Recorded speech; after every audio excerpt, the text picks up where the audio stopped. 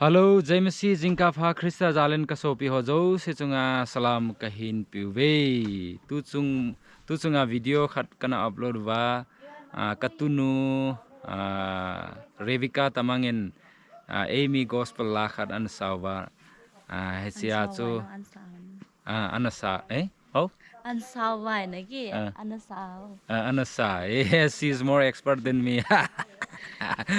Amain hitila chu iti sai dam mitam pin comments positive comments ho jong bolin na bolin na ho chunga jong seijo lo ki phatu ka seijin chuting le aman jong personal ta hi ki pathu sei nom je in tu ni hi video a hi chi amain katunu in seiding a hin an hon encourage na bol now ho chuting le iti sai dam adang dang prayer support ho na boluvin hichi ho dingin na ho jalin kakipa momongin pathin kan thangwa honin chuting le katunun jong changkhat changni hi kipa thu thanksgiving hi bol seiding seinom jin tuan aman an sei ki tu he hin seyo ipp na sei no ma what do you want to say? You want to say in English or you want to say in Kuki language? Yeah, go ahead. One. Beautiful. Thank you for subscribe. I mean, encouraging me this and that. Kuki and the Biaki. Also, ik zin ready dat is ngai dalu tiga ready la bare. Acha February tikla ready ho. Test for February tik ready danni. What's going to be lani?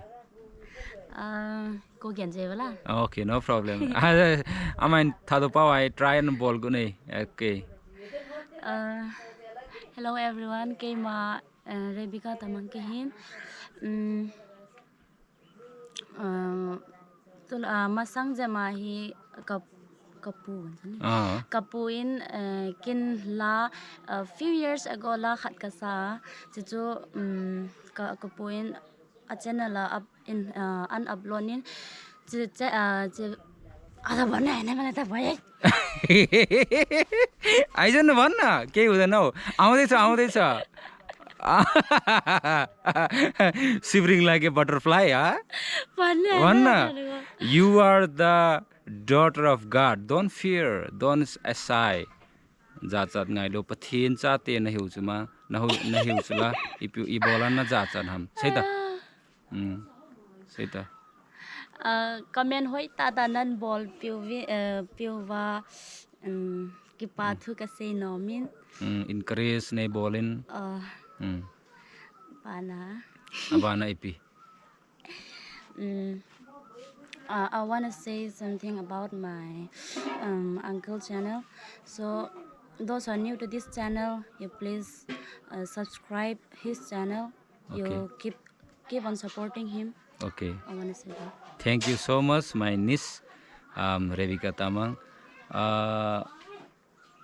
Me goal hang probably na number jong thum jing so e kilo de ta chi chu Number chi wang chu chom khat kho nga yo aman lekha sim lai tai ya chu chapang chakhat ai bo we pathenin phasa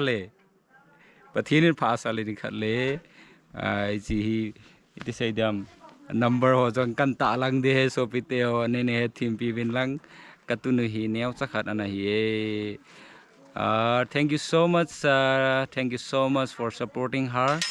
She's really encouraged, and you know iti sai dam tua hi mawan hin khwa jong Amy Gospel la jong ama hi iti sai dam lung sunga hi thanop na khat ta ji achu pathin pha sa len sakit mai the so pite ho ne he thimpi belang.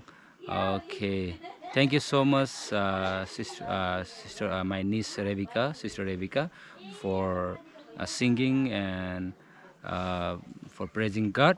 Nang jala hi ka YouTube channel la hi ai kidang tan subscriber jong tui long tawanga hi long jingin shooting le comments ho jong shooting le encourage ho jong bolin no ho chung cheuwa pathenin phathin bo hen lang no ho jalin pa pathin ka thangbo ne chichu Krista chate ho khat pathenin a hil now pathenin a sap now thilpe khat chu chi chu talent khat chu kon khanin Lasah ding kon khanin thado pawa thu sei ding kon khanin jokes bol ding chi chu pathenin a pe thilpe ja chom choma chu kyu ahin chu to bang chun ke man thado pawa thado kuki pawa hi blogging ka bol thejin katunin thado kuki pawa hi gospel la nom tan ana sain chu ai le chi pathen thilpe khat jong ana hin chu tingle pathenin a hil now a command na it say dam chu khat le khat kingai lubin lang khat le khat